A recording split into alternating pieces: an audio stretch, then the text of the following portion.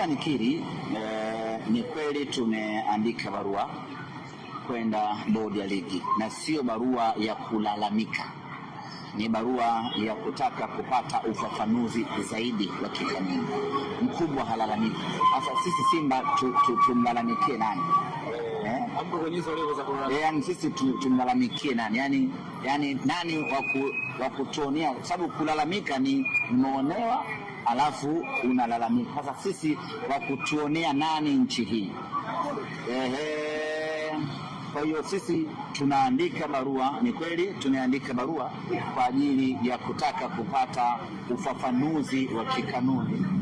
Muda okay. Hii treni yangu hii. Kwa hiyo watanisubiri tu.